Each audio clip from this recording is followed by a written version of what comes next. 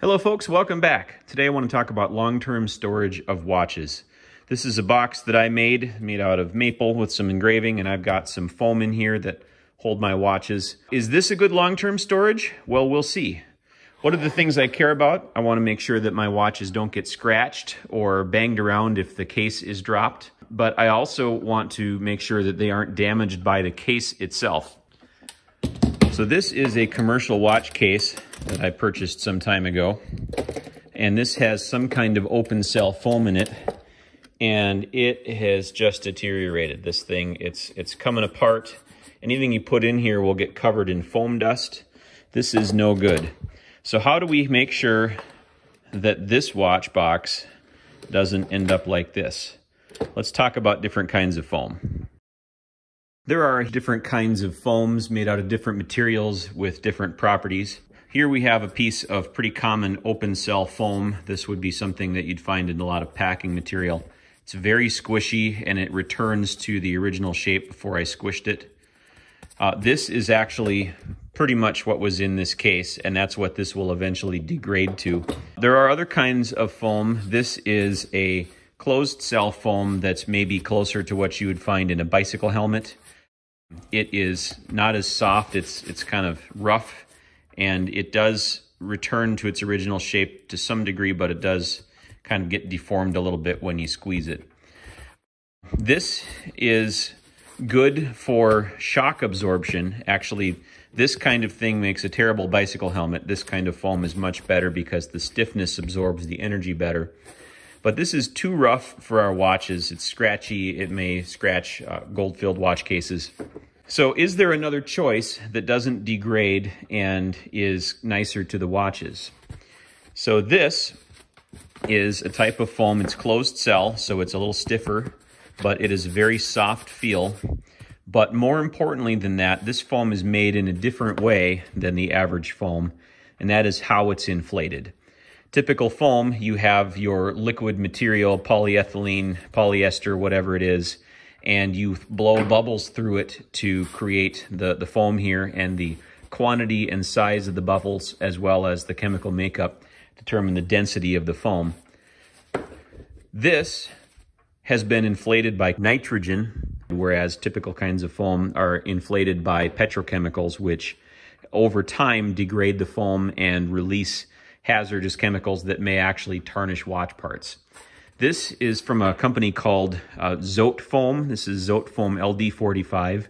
If you try to go buy this, you will be surprised at its cost, but this is archival grade foam. This foam should last many decades. It is listed in university websites for archival purposes of museum artifacts. And so this is what I would suggest is the right kind of foam to use for storing wristwatches or pocket watches for a long period of time. If you are taking a case of watches to a show and they're going to be in there for a week, this is just fine, not a problem. If you're going to put it in your safe for 20 years, then I wouldn't trust this. I'd go to something a little bit more archival grade.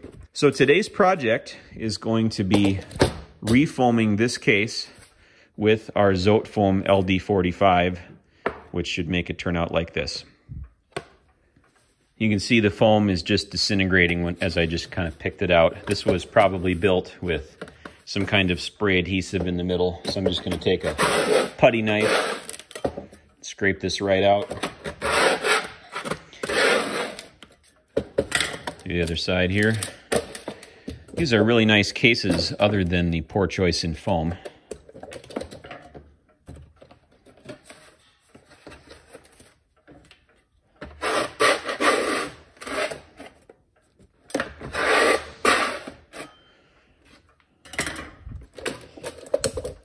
All right, there we go. Here I am in the CAD software for the CNC router. I've measured the inside of the box that I have and have settled on this as a layout. One of the challenges is what kind of watches do you want to put in the box? If you have a lot of 16 size railroad watches, then that's very different than gargantuan beyond 18 size Swiss things or old fusees. Or maybe you have all kinds of these little 12 or 6 size things, and that of course makes a big difference in what your spacing is. In my case, it looks like if I do 12, 16 size watches like this railroad watch on one side. That will be good for those. And I'm a sucker for big fat watches, big pumpkins. So on the other side of the box, I'm going to do larger ones for 18 plus size watches. That works out, I think, pretty well. I have another kind of a moderate size 18 template, but it wouldn't have given me any more watches in this spot, so I might as well make these the big ones. So I'm gonna go ahead and cut pockets for these, and we'll see how it turns out.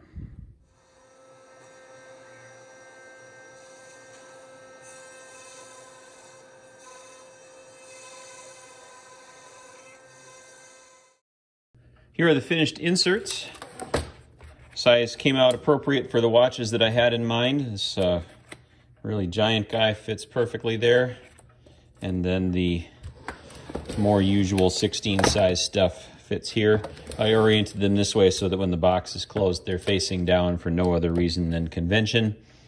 So this, I think, is going to be great for this particular box.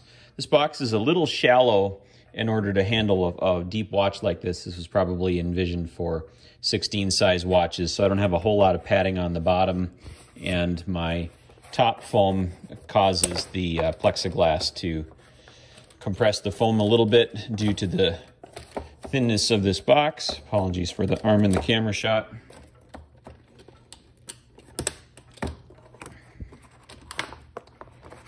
But there we are. Thanks for watching.